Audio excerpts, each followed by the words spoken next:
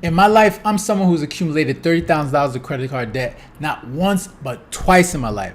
So when it comes to bad spending habits, I consider myself to be an expert. But with education and discipline, I was able to relieve myself of this burden and put myself on a better financial path. That's why in this video, I'm going to share with you 10 money habits that might be holding you back and tips on how to break free from them. So let's first talk about the first money habit that's keeping you poor, and that's paying yourself last.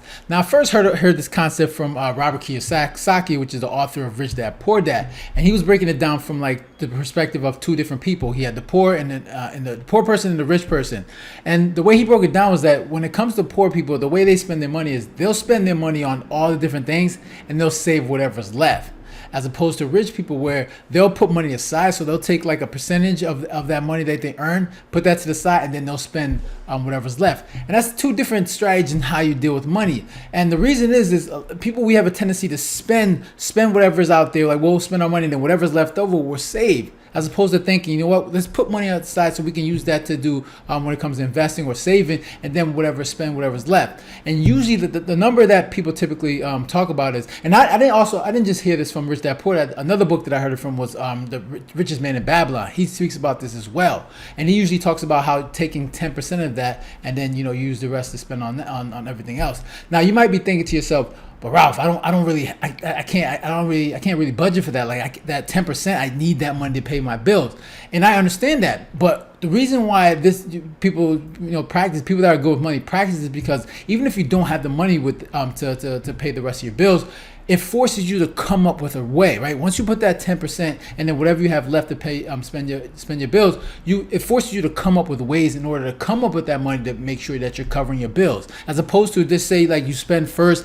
and then save whatever's left. It doesn't force you to make better habits when it comes to saving, right? It's kind of easy. But when you put that 10% out away and then whatever you have left to spend, it's going to say, you know what, all right, I don't have enough to cover my bills. I need to come up with a way. And it forces you to come up with methods on how to increase your income, which is something that you should always be thinking about. So the second habit is high interest debt. Now, remember I told you that I was someone that had credit card debt not twice in my life. Like I know firsthand, that feeling, that thought of just like, you know what, all right, I don't really have any money, but at least I have these credit cards. I could do a cash advance. I could do whatever I can. So I could use that credit card and then eventually pay that back. But that's a poor habit to have, because the high interest rate you're paying every month is just cutting into you building wealth. So if you're someone that has credit card debt, a payday loan, you understand how high interest they have on those forms of debt. So it just creates a cycle of just that's hard to break, because once you borrow money, you get into that habit. You're just going to continue to do that and just continue to dig deeper.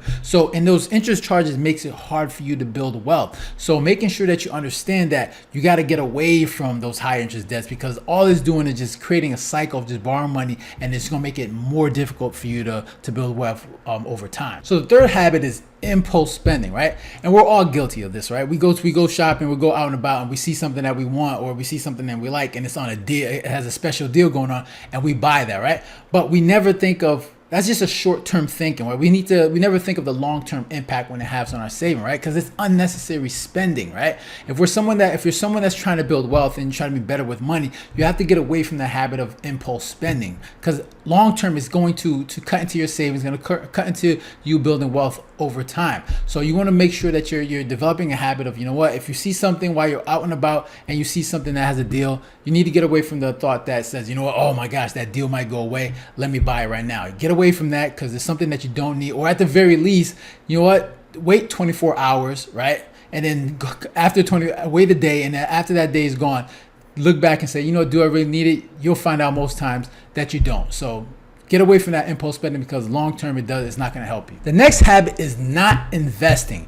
Now, I remember reading that book, The Richest Man in Babylon, and he talks about how you're supposed to be multiplying your income, right? Once you make money, the next thing you want to do is you want to figure out ways to multiply that income. And let's be real, we can't just rely on active income, right? Active income is the money that we make as we're active, like whether you're going to your 9-to-5 job or whatever hours you're working in order to make an income. That's our active income, because obviously as we get older, older, we have less energy. We're not going to be able to be as active in making that money. So we have to find ways to create passive income, or multiply the income that we do have. And the best way to do that is through investing, whether it's stocks, real estate, or any income generating asset. So this is something we have to get into the mentality and start developing, that we have to find ways to make sure that we're investing and getting active in building assets. And the best way to do that is through investments, through stocks, through real estate, or any other asset that's going to generate you income long term. So the next habit is lack of financial education. I think for a lot of people, there are two reasons why a lot of people struggle with money, right? One, poor habits, right? And two is lack of education.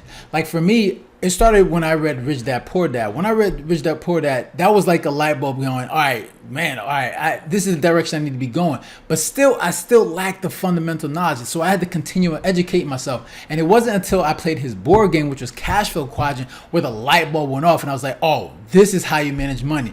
And after I played that board game, the way I was, my money habits got so much better. I was handling money so much differently. So you have to make sure you're educating yourself, because maybe it's one book that doesn't get you there. Maybe it's the following book. Maybe it's 3, 4, 5 different books. But you have to constantly educate yourself and make sure you're understanding how money works. Because once you understand how money works, the way you manage money going forward is going to be totally different, and you'll see a better outcome in terms of your finances going forward. Now, the next habit is not seeking opportunities to create additional income.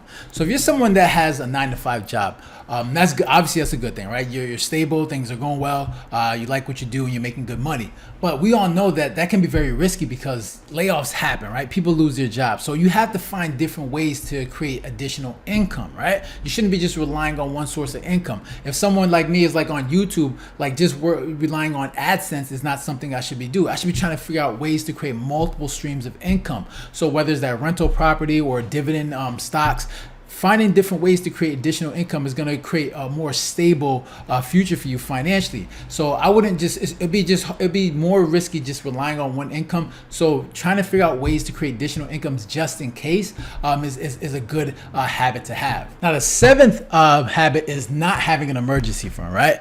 Now, obviously, this is very important because emergencies do happen, right? And if you're someone that doesn't have an emergency fund, what happens is that when an emergency does happen, guess where you go to? You go to the credit card, right? Which is not supposed to be your emergency fund. You should have a separate account, a cash account, where just in case there's an emergency, you can pull from that account and pay for that emergency. Now, obviously, the recommended amount should be like anywhere from 3 to 6 months of expenses. So you want to make sure you put that aside. And what I usually do is I'll put that in a high yield savings account. I wouldn't just put that in my savings account in my bank, because you're not making any money off of that. So if you're going to have some money on the side, at least put that in a place where you can at least get some high yield interest off that.